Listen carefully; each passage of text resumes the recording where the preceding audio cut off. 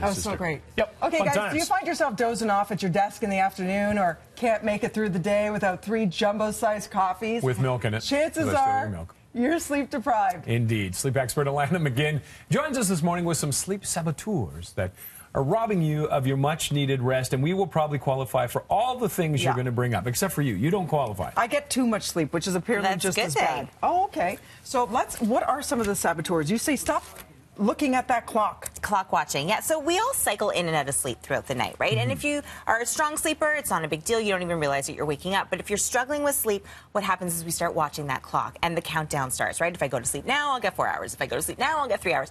And that anxiety just from doing that is going to heighten any kind of sleep issues you're having. So set your alarm, trust that it's going to go off, and then turn your clock around. You don't need to, I always say the only time you really need to know is that it's time to go to bed, right? If you know your alarm's going to go off. So turn your clock around or hide it.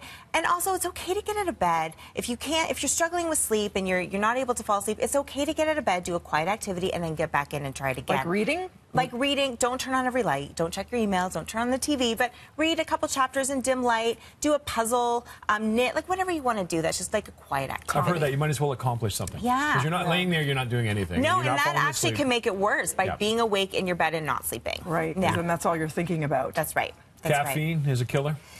Caffeine, I mean, we all love that cup in the morning for sure, but, you know, caffeine takes about 50 minutes to enter our bloodstream. It takes over 10 hours to properly eliminate it from our body. So if you're struggling with sleep, I don't recommend having any kind of caffeine drinking or eating and past noon during the day. Wow. But if not, I mean, there's times I'll have a double espresso just before bed and it doesn't affect me, so it depends on you. Everyone's different. It definitely depends on the person. Okay. Yeah. That's probably because we need to sleep. I'm going to hazard a guess. We need to go to bed at that point. Alcohol consumption. Some people say, I need a little something to take the edge off and it helps me sleep. You say it might help you initially, but you have a lighter sleep when it comes to the REM, which is the repairing That's sleep. right. So it definitely can initiate sleep, but it really wreaks havoc on our REM sleep. So our REM sleep is what helps keep us mentally, it's that mental restorative sleep that we need. So we really want that good quality REM sleep. And when the alcohol is leaving your body, it causes disruptions in that sleep. So that's when you wake up and you feel really groggy and foggy because you're likely waking up during that phase of sleep. So alcohol, again, avoid any alcohol past 4 p.m. I know it's hard because we want that glass of wine at dinner,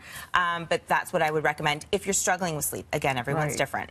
I found this interesting, and thankfully not many people smoke anymore, but smoking can actually impact your sleep. Nicotine's a stimulant. So if you're really dependent on smoking, your body can actually go through withdrawals while you're sleeping. So that, again, is going to cause that fragmented sleep. And studies have actually shown that smokers tend to go to bed later, they tend to get less deep sleep, and they tend to sleep less altogether. So, you know, there's a lot of health benefits to quitting smoking, and sleeping better is definitely one of them And whether it's in the smoking form or the oil form, we're hearing more and more about cannabinoids. So what about that when it comes to sleep? So there's a lot of studies being done now on the relationship between cannabinoids and sleep. Cannabinoids have been known to have a calming effect, to reduce anxiety. So if that's an issue of quietening the mind, if a busy mind is keeping you awake, it could help for that.